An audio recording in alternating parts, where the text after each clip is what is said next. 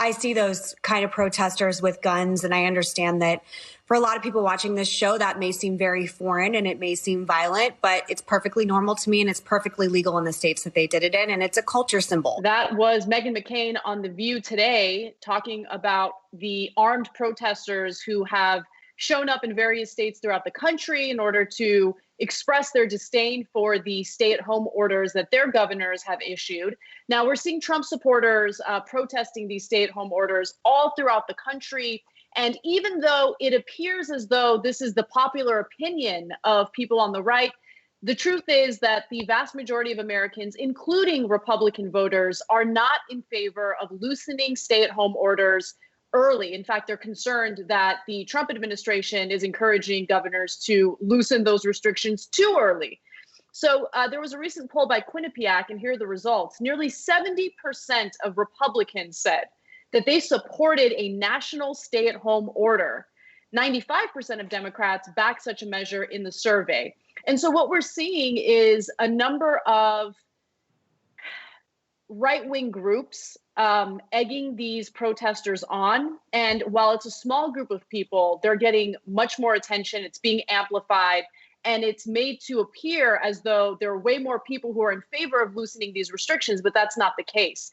What they're trying to do here, specifically the conservative organizations egging these people on, is to start swaying public opinion in the direction of allowing people to get back to work immediately. And that's dangerous, to say the least. So who are the people behind these groups? The Facebook groups, they mobilize using Facebook, target Wisconsin, Ohio, Pennsylvania, and New York. And they appear to be the work of Ben Dorr, the political director of a group called Minnesota Gun Rights, and his siblings, Christopher and Aaron. In fact, a Republican lawmaker, former Republican lawmaker from Iowa, was quoted as saying, "The brothers will do anything to fan the flames of a controversial issue and maybe make a quick buck."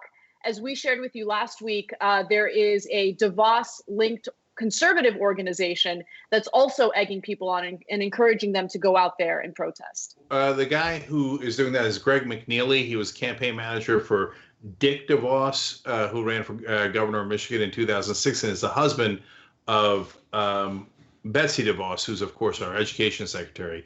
So to me, that's actually more troubling. Some yahoos who are trying to make money off of riling people up over guns, that's dangerous and it's problematic, but it's not as tied to the Republican Party. When you have the education secretary's longtime advisor egging people on to violate sometimes the executive orders of the governors, but also the guiding policy of the federal government. That would be Trump's government and Betsy DeVos's government. That's more concerning to me. So, look, the thing that these guys don't understand, because another cultural signal in the parlance of Meghan McCain that conservatives use is ignorance. They like to be ignorant. They are proud to be ignorant. So a thing that they're ignorant about here is if you go out too early and then the disease rebounds, well, then you're going to set the economy back way more. Because instead of staying indoors for potentially 2 or 4 more weeks, we might have to stay indoors, do the whole cycle again, stay indoors for another 2 months or more, in which case, not only do you hurt the economy of the businesses that the Republicans care so much about, but if people are unemployed for 2 months, that is going to be a massive problem. 40% of this country can't survive a $400 blow. How the hell are they going to survive 20 million people, 16, 17 million people already and counting? How are they going to survive 2 months of unemployment, especially once the stimulus money runs out, which is going to be, at this point, imminent? Exactly. So people who are part of these protests are looking for the short-term benefit of being able to go back to work. Maybe some of them have cabin fever. They just want to get out. I get it. I totally understand that. But as you mentioned, if you all you need is a small group of people to go out there and undo any of the progress that we've made over the last month.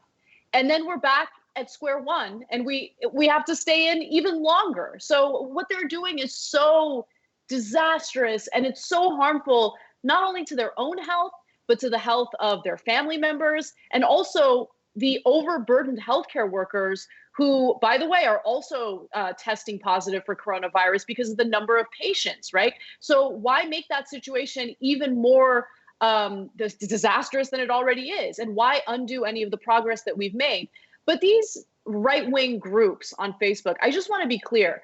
What they are trying to do is sway public opinion in the direction of opening the country back up. But even worse is that they're preying on people who are easily manipulated because they're in a desperate situation. Like, I have no doubt that there are people who feel desperate. They need to they need to make money for their families.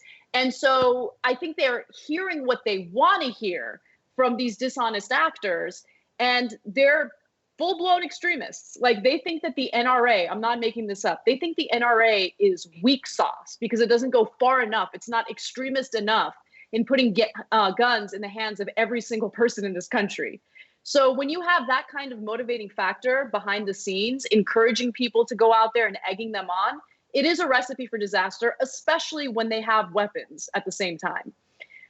So look, it's not just people on the left who are critical of what's happening right now with these protests. You also have Republican lawmakers, including Governor Larry Hogan from Maryland. He was speaking to, I believe, Jake Tapper over the weekend. Here's what he had to say. And the frustration among the people that want to get things open right away. I'm frustrated also. I mean, I wish I had someone to protest to, but look, we're doing everything we possibly can to reopen in a safe manner, but I don't think it's helpful to encourage demonstrations and encourage people to go against the president's own policy.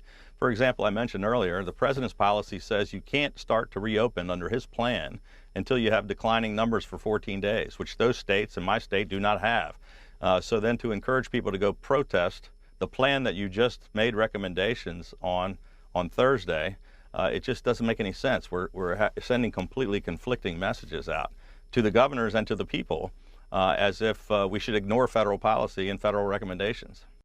Yeah, I mean, nothing that Donald Trump does or says makes sense. And when it does make sense, there's usually some other conflicting statement that he provides immediately after making sense, which is the case here. And now you have, governors like Brian Kemp, who plan on opening their state back up on April 27th. That's when restaurants can open and movie theaters can open in Georgia. That's a bad idea. Okay, so let me make sense of it, and I'll give credit to Hogan, who's a Republican governor, and then ironic credit to Trump. So look, when he comes out, and granted, Maryland's a blue state, so if he wants to have a career out of Maryland, which he does, he's going to have to be way more moderate than the average Republican. But still defying Donald Trump is risky and somewhat courageous in the Republican Party. And he's clearly defying him here. And he did in regards to the testing as well, saying it's just not true that there's enough testing. So credit to Hogan. I love giving Republicans credit if they actually earn it. Now, in terms of Donald Trump, well, there is some political sense to what he's doing. It requires callousness and a disregard of human life. So basically the idea is this. He will take credit for, it doesn't matter what the life lost is. I mean, he said there'd be zero. Now we're about 41,000.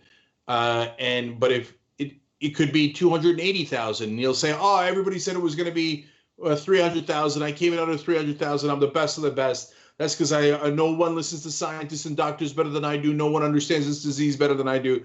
By the way, something he said at the very beginning, he literally said no one understands this better than he does, and that maybe he should have been a doctor instead. But the second part of it is really important.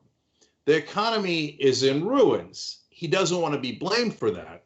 That is why he is setting up this rhetoric of liberate Michigan, Minnesota, Virginia, et cetera, and let's reopen the country, so he could later say the economy wasn't my fault. I wanted to reopen the economy as soon as possible. It's those damn Democrats who wouldn't reopen the economy, and that's why the economy did poorly, not because of my incompetence, not because it was overinflated. It was those damn Democrats who took too long to open up the country. Otherwise, we'd all be fine. And so he's setting that up. And yes, a lot of lives might be lost if people listen to him and open up too quickly. But as a matter of politics, I get that strategy. he always says two different things so he can lean on the statement that's convenient at any given moment. He's done this since the beginning of his presidency, so we should expect it. Thanks for watching The Young Turks. Really appreciate it. Another way to show support is through YouTube memberships. You'll get to interact with us more. There's live chat emojis, badges. You've got emojis of me, Anna, John, JR. So those are super fun. But you also get playback of our exclusive member-only shows and specials right after they air. So all of that, all you gotta do is click that join button right underneath the video. Thank you.